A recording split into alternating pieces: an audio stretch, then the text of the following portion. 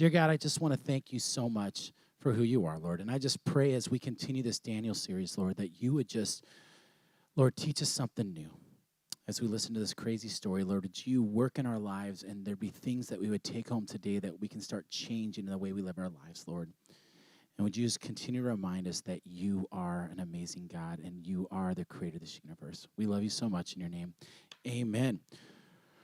All right, now, if I was to ask, guys over here, shh, guys in the back, I don't want to have to move you guys. Shh, shh, shh. So, if I was to ask you how many of you guys are going to Whitewater, a lot of you in this room have gone to Whitewater. It's our summer camp that we go to, and we always go, and there is a spot at Whitewater that is pretty amazing. In fact, in Reader's Digest in the early 2000s, it was a huge article on the 10 best kept secrets in the United States. It might have even been the world, but I thought it was the United States or something like that, are cool places to go visit. And one of the top 10 was this place that when we go whitewater rafting, we go to it. It is called Yukonam Falls. It is a waterfall that we normally hike to that is pretty amazing. We do it every year on one of our trips. And we go out there, and I don't know if you guys know this, but my dad, he's 72 now, he goes every year. He drives on our whitewater rafting trip, one of them every year. And I remember my dad and I, this probably was 5-7 years ago, we head out there, we hike out there, and we're out there. And what's cool about Yukonam Falls is this. It is this double-tier waterfall. So it's a waterfall into a little pool, a waterfall, and it splits. And there's two kind of waterfalls coming down. And the water is freezing cold, by the way. Freezing because it's snow melt. But it's just deep enough that it's a little hard, but not too deep. And it's just a fast enough current that makes it a little hard, but it's not impossible. But if you can, the best thing to do is if you can try to swim through this current to get right through the middle of those two waterfalls, there's this little pocket that you can chill in, and it is amazing. And so I was with my dad, and it was one of those days where it was a little deeper, a little harder current, but I was like, Dad, follow me, and I'm going to show you the secret. See, if you go deep enough, even though it's cold, once you take your breath away, if you can get deep enough, there's rocks down below that you can kind of crawl on, and then it's easy. It's like there's no current, and you pop up. So I'm like, Dad, follow me. So my dad, though, wears contacts. He doesn't wear them in the water, so he can't really see underwater. I didn't realize this. I forgot about that. And we go under, and I pop up, and then I'm like, where's Dad? I thought he was right behind me, and I'm looking, and he hasn't popped up yet. We don't wear life vests in this part. And I'm looking, and then I look to the left, and there's my dad. He is under one of the waterfalls, and there's this huge rock that you can climb up, but he's getting pounded. I'm like, Dad, what are you doing? Are you crazy? Dad, get off. And he's like, I think he's probably thinking, I don't want to go back under. I'm out of breath. He's trying to, and he's gripping this rock, and he's trying to crawl, and he almost gets to the top of it, and then the water just pushes him off, and he just goes tumbling. And I'm like, oh, my goodness. And now I'm like, where's my dad? Finally, he pops up, and when he pops up, I mean, it is like, head's bloody, his chest is bloody, his arm today, that was like 7 years ago, still he has bruising on his arm from that day. And I remember from that point, I'm like, don't ever do that again. Like I'm telling myself, don't ever have anyone. So when I go to take students up there, I'm like, do not climb on the rock, okay? I've seen this happen to my dad. There was one time that the current pushed me on the rock, and I ended up on the rock, and I thought about climbing because I think I can do it, and I'm like, nope. Because, see, I learned from my dad. I'm like, in no way am I going to do that. See, I learned from my dad's mistakes. We are going to be looking at Daniel chapter 5, and we're going to be talking about a guy who did not learn from his father's mistakes. And so if you have your Bibles, open them up. Now, I want to remind you, last week, Taylor talked about Daniel chapter 4. And he was telling you, it's a story where King Nebuchadnezzar goes out, and he's the king of Babylon. He looks out over the whole kingdom, and he's pretty much bragging on himself. He's like, look what I have created with my own hands. I am the most legit king there is. There was no one greater than me. And he forgot to give God praise, which we know from Daniel 1, 2, and 3. Nebuchadnezzar was aware of this, of God and how amazing he was. And God was so angry with his pride that God actually made him, it's crazy, he actually turned into an ox. Not really, didn't like transform into one, but it's actually a disease called boampathy or something like that, where you act like an ox for like 7 years, okay? Well, he did it for 7 years. I don't know how long it lasts for people that really struggle with that.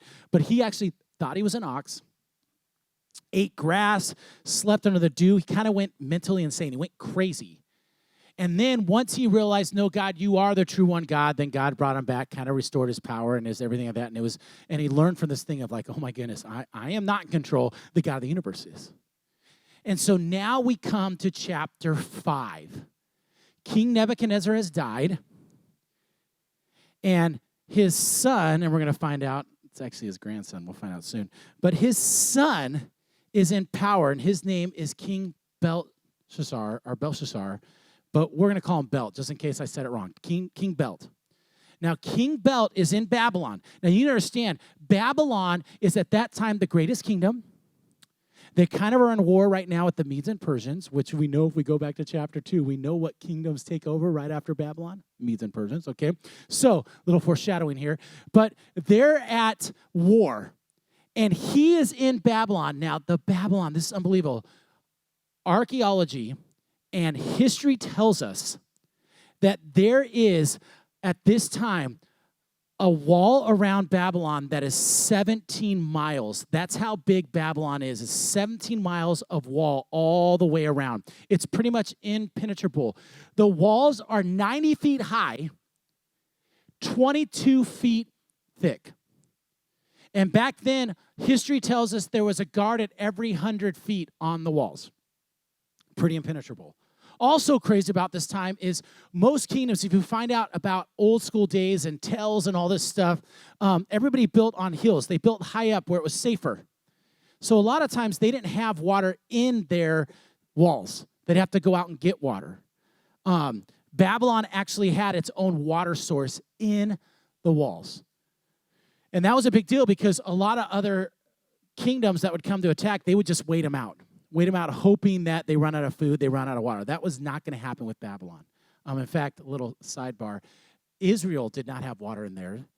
And then a guy named King Hezekiah, which is found in 2 Kings, he actually built this tunnel. It's awesome, under the walls that went to this water source, and the water came. And it's a feat that's unbelievable because they went from each side, from the water and from this way, and kind of tunneled through, connected, and then it created water now. Andrew, it was unbelievable. I've been in the tunnel. It's pretty awesome. So they are in an incredible place. So because of this, even though the Medes and Persians are outside, they want to kill them, King Belt is chilling there, and he's like, I'm so safe. So you know what he does?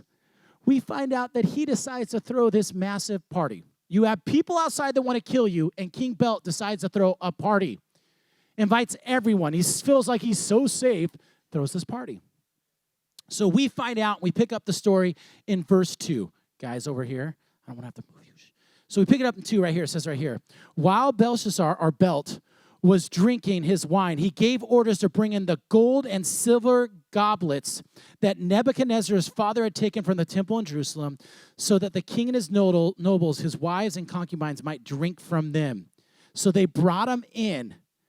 And this is the crazy part. Look what they did. This is what they did. It says, as they drank the wine, they praised the gods of gold, silver, bronze, iron, wood, and stone. They worship and praised idols. Okay? Which, what a huge slap in the face. Because remember, just a little while ago, one chapter, just like a couple days ago, okay, not in their time, but just a little while ago, wasn't somebody else worshiping someone other than God? And what happened to them? Turned into an ox? What the heck? Just a total slap in the face. So now God's like, first of all, you take the stuff out of my temple, and now you're worshiping a man-made thing that's nothing? Slap in the face. Total slap in the face. I remember my dad, it's funny, I don't tell a lot of stories about my dad, but I remember one time we were eating dinner, and I have neighbors. My neighbors were kind of these punks that actually stole from us multiple times. We couldn't prove it, but we were almost positive. They were just I found out later they're druggies, so they always come and ask me for rides, so I'd give them rides, and I found out I was taking them to drug houses. That's another story.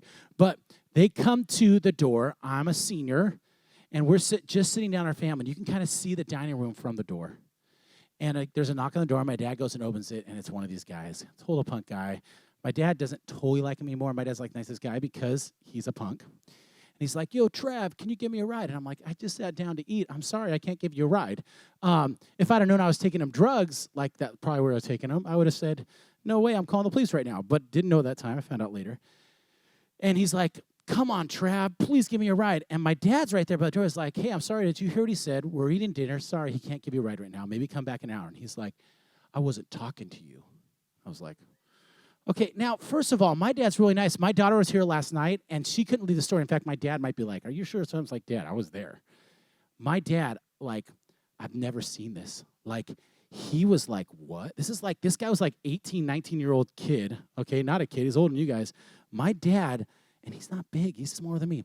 He grabbed the guy from the shirt and threw him against the wall, holding up and said, don't you ever talk to me like that in my house. Get out and don't ever come back. And I was like, whoa.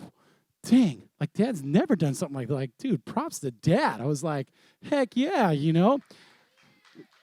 But let me tell you something. This is almost what King Belt's doing. He's almost like, psht, and God's like, whoa, not in my house, all right? So this is what happens. It's found right here in verse 5. So suddenly, this is crazy, suddenly, fingers of a human hand appear and wrote on the plaster of the wall near the lampstand in the royal palace. And the king watched the hand as it wrote. His face turned pale, okay? And he was so frightened that his knees started knocking. And then it says that his legs gave way. He fainted. He fell to the ground. He's that scared. The hand's right on the wall. This guy is freaking out. When he finally wakes up, from fainting or whatever it is, he's so freaked out. He's like, if anybody can tell me what that writing means, I will make them third in the kingdom. Which, sidebar real quick, we found out, this is interesting. When historians go back, people are always trying to disprove this thing, that it's not true. And you know what's funny is, no one's been able to discredit this. No one. But people will try it. There will be archaeological digs where, you know what? Those people never really existed in the Bible. See, the Bible's wrong. And then they do a dig in Jerusalem and are like, oh, crud. That's the place. And it's like, you idiot. So now the Smithsonian, all their digs, do you know what they use? They use the Bible for all their digs now. Because it's been that reliable. Hey, I bet you there's this people, Mary Magdalene, they didn't think that was a real person because there was no town of Magdala. And about 10, 15 years ago, what do they find? Magdala. Boom, you can't disprove this thing. So, archaeologists and historians would say, well, guess what? There was no King Belt. Aha, Bible's wrong. And then as they were digging and through archaeology and through talking to things, they found out that actually King Belt was actually the grandson of Nebuchadnezzar. His dad was technically still in power, but just wasn't in Jerusalem at the time during this attack. And that's why King Belt could only make someone third in command. You know what I'm saying? If you're like, if you can answer that, I'll make you third. Well, why not second? Well, because I'm second. See, it's kind of crazy. All right? So the enchanters, everyone comes in, and they can't figure it out. It's impossible. No one knows this. Now, those of you guys have been reading Daniel with me, right? That were on this journey. Isn't it funny how, who's the guy they forget to call first? Daniel, the book's about him. Like, how do they not call, like, even I know that's the first call you should. That should have been, like, on speed dial, right? So finally, the queen comes, which is funny because I think the queen, I'm not positive, but from some of my reading, I think the queen is actually the queen mother, which is actually Belt's mom, which would have been Nebuchadnezzar's daughter, kind of, that kind of a mix. She comes in and says, in verse 11, there's a man in your kingdom who has the spirit of the holy gods. It's funny how she says gods because he has a spirit of the one and only true God, but of the holy gods and in him. And in the time of your father, he was found to have insight, intelligence, and wisdom like that of the gods. King Nebuchadnezzar, I love it says, insight, wisdom. This guy is smart. And he said, your father, King Nebuchadnezzar, would have appointed him chief of the magicians, the enchanters, astrologers, and diviners. This man, Daniel, whom the king called Belshazzar, was found to have a king mind and knowledge, and also the ability to interpret dreams and explain riddles and solve difficult problems. Call Daniel, and he will tell you what the writing means. I mean, she's like, come on, am I the only one who remembers this? You guys are idiots. So they call Daniel. Daniel comes in, and it is crazy. Daniel looks at it, and the first thing he says is, listen, I want you to know something. Pretty much saying, your dad, remember Nebuchadnezzar, your grandpa? Remember he was humbled because he forgot that God's ultimately in control? Well, guess what? You throwing this part in the way you act, you're doing the same thing. And he said, this is not good, but let me tell you what it means. He says it means this. It's in verse 25. It says, this is the inscription that was written. Mene, mene, tekel, parsin. This is what these words mean. Mene means God has numbered the days of your reign and brought it to an end. It's done. Your reign's done today. Tekel, you have been weighed on the scales and found wanting. You're not good enough. You're not as good as you thought you were. Perez, your kingdom is going to be divided and given to the Medes and the Persians who are right outside. And immediately he makes Daniel third in control, which was short-lived because that night they attacked the city and actually overthrew it and killed everyone. Daniel survived, luckily. I don't know why. Sometimes slaves, concubines, stuff like that normally survive these things. But he survives, but the king is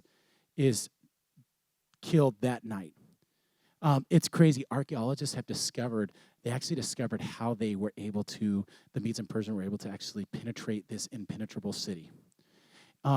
Really, it was because some guards let them in. No, that's not really what happened.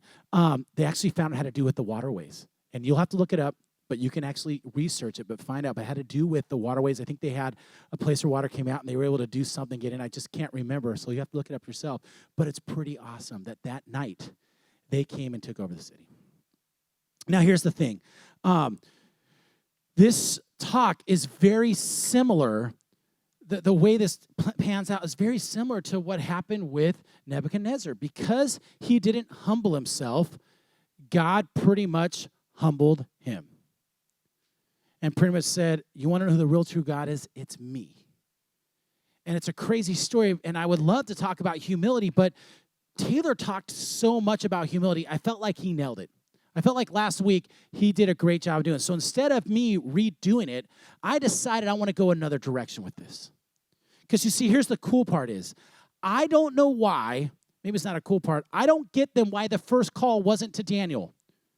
I love it. They're like, nobody can, nobody could. They're like, there's no one in the kingdom. And then the queen mother's like, okay, you guys, don't you remember this guy, Daniel? And it's incredible. She says, this guy has knowledge, wisdom, understanding like no one else in the kingdom. He actually has a wisdom that matches the gods, is what she was trying to say. It's insane. And I love it. She even called him by his Hebrew name, Daniel. Because back then, when you were in Babylon, they didn't use Hebrew names. Oh, no, that was like an insult. But he was that well known because of his wisdom. And here's what I want to talk about. The reason why they called him is because of this, how wise he was and how he lived his life. He had spiritual wisdom. And so what I want to talk about real quick, I want to talk about 5 ways on how you can be wise. And there's simple things that you can do right now. And my hope was that you could leave today going, all right, I can do these. How to be wise like Daniel. Some of these are taken from here. Some of these are from different scripture. But if you have your note sheets, pull them out. 5 ways to start being wise. And they're things you can work on. It's not like, well, hey, just be smart.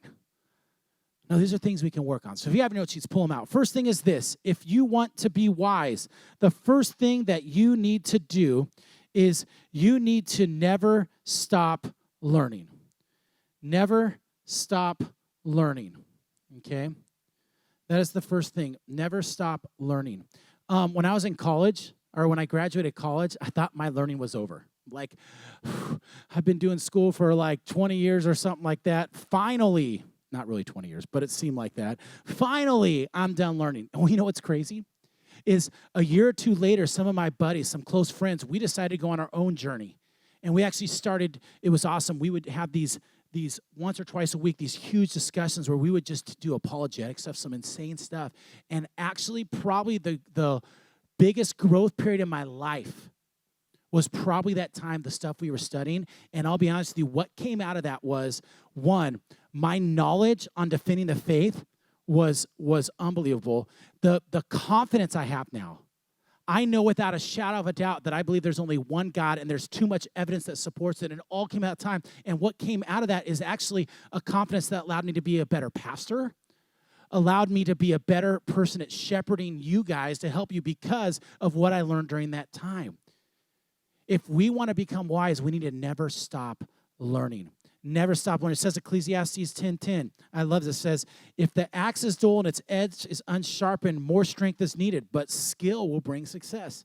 I love it. It's saying this. It's saying that it's not about athletic ability. It's not about how smart you are.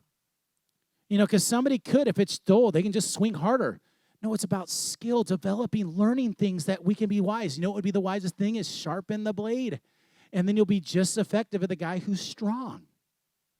It's really playing this card that we should be learning and become more skillful and everything. And so that's what's important for us is we need to constantly be learning. And here's the thing is humble people ask questions. My thing is, what are you learning right now? It doesn't mean you have to be reading. I would encourage you reading, but even asking questions. What are you learning from others? Why do you think the Bible has so many incredible stories in there that you can learn from? You can go on a dive and say, I'm going to start reading some more Scripture. Second thing is if you want to be wise, not only do you never stop learning, second is let others pay the dumb tax. Let others pay the dumb tax. It's so crazy, but King Belt, if he just would have learned from his grandpa, if he just would have learned, this wouldn't have happened. Who knows? Maybe the Medes and Persians never would have taken over. But he didn't learn, and it's funny. It was like, that's why with my dad, when he fell off that rock, I'm like, I learned. I'm not doing that again. But what's crazy? Sometimes we don't learn from others. We almost want, he fell off it, who cares? I'm going to try it again. It's like, no, but that's what we don't get. I love it. Here's what it says in Job 8:8-9. It says this. I love it. It says this. Ask the former generation and find out what their ancestors learned, for we were born only yesterday and know nothing. It's such a great thing because here's why. I think it's almost better for you guys as junior hires, and I won't lie, I struggle with this too. But as junior hires, sometimes you're like, Mom, Dad, I think you're smoking something. You're wrong. And honestly, I think maybe you don't think they're actually smoking something, but you think they're crazy because there's no way they know what's going on. Well, you haven't been here, Mom and Dad. You don't know. This is a little different. And what you don't understand is Job is saying it. You've only lived a little time. They've lived a lifetime. Believe it or not, they probably have been through some of those things. Yeah, but they don't have the same friends. Yeah, but they're not in the exact situation. Okay, that girl is so hot, Trav, you don't understand. You'll never understand. And it's like, you don't think we've been through certain situations like that where we don't know? Yes. Why are we not learning from the past? But unfortunately, we want to make our own mistakes. And that's what happened to Belt. He wanted to make his own mistake, and he had to now live with the consequences. But I don't think we're willing. We just aren't willing to do that. And we need to learn from that. Another third thing is, so one is never stop learning. Let others pay the dumb tax, not you. 3, continue to be humble. Taylor talked a lot last week. Continue to be humble. We need to humble ourselves. Remember what he talked about, one of the strategies is stop looking down on others and start looking up at them. Remember I almost said this idea of where you're getting on your knees, and instead of looking down as I'm better than you, start looking up at people like they're better than you. This idea of humility where we look up at God. Because here's what I will tell you, something that's amazing. God has given every single one of you amazing gifts. You maybe have not figured what they are yet, but there's going to be a day when you figure out that you are gifted. You are talented. Every single one of you. I don't care who you are. You have an amazing gift, but we forget who gave us that gift and who still is more gifted than us. That's the Creator. And the minute we think, but look what I've done, we need to stop being like that. We need to humble ourselves. I love it. It says in James 4:6, it says this. It says, God opposes the proud, but shows favor to the humble. If you're someone struggling with pride, God said that he actually opposes. I don't care if you're a Christian or not, he opposes you. And he shows favor to the humble. King Nebuchadnezzar, look at my kingdom. Look what I built. And God's like, psh, strikes him down. Humbles him right there. Either you're going to be humble or God's going to humble you. So continue to be humble. Fourth thing is this: refuse to fill your mind with garbage. You know what's crazy is, I don't know what you're filling your mind with, but you know what you're filling your mind with. You guys are on your phones all the time. You have a phone, you have a computer, you have something, and we always fill our mind with something. But what is it? There's 4 things that you end up filling your mind with. 2 are bad, 2 are good. One of those 2 is amazing. And the first thing that people fill their minds with is things that poison our minds. Things that are poisons. If you want to write this under point 4, maybe put down, there's 4 things. One is things that poison your mind. Pornography. Pornography is something that is destroying our young students, young men, believe it, even women. Everyone's throwing it. And I never had a phone that had pornography all over it because we didn't have phones. But now you're one step that you can just click whatever you want to watch. Also, you know what else poisons your mind is hateful things. Some of you, the stuff you are on, there's hateful things on there that are shaping the way you think your life. The way you live your life. And you are filling your mind with garbage. So some of it's poison things. Second thing is junk food. Some of you are filling your minds with junk food, not real food. Some of you guys are also eating a lot of junk food. But this is the stuff that might not be poisonous or dangerous, but it's a waste of your time. Some of you on your phones and the stuff you're letting your mind, it's a waste of your time, okay? TikTok's pretty cool, but too much of it's a waste of your time. It's wasting your time. There's nothing you're learning from that. Go to number 1. You're not learning anything new, and if you are learning something new, it's probably something bad that you shouldn't be learning. But we need to be careful what we let in your mind. What is going in your mind? Because the third thing that you should be letting in your mind is brain food. Things that are going to further your learning.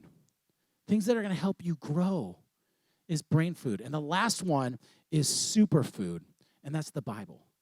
Really, the thing that you should be digesting, should be letting your mind, really should be the Bible.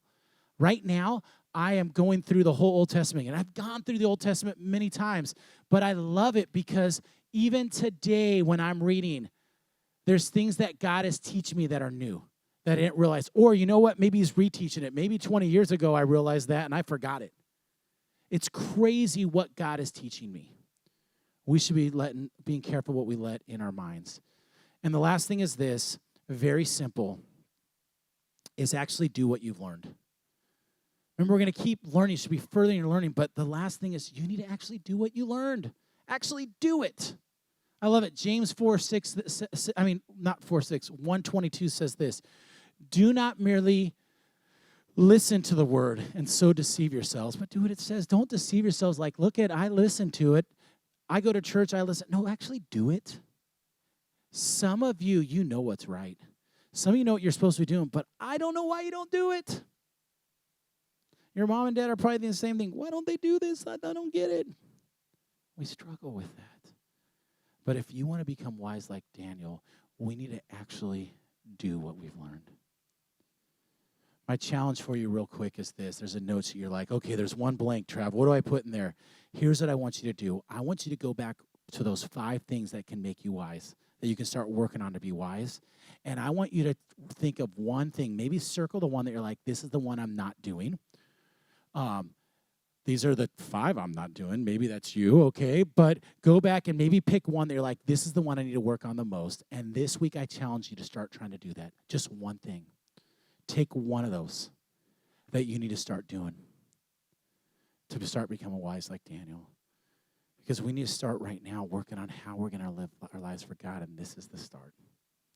Let me go ahead and pray. Dear God, I thank you so much for who you are.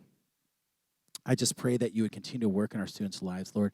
Would they work on these 5 principles, Lord, so they can start living for you and being wise like Daniel. And maybe, Lord, maybe one day people are calling on them to be used for your glory, that you'll use them in amazing ways, Lord. Lord, I love you so much in your name. Amen.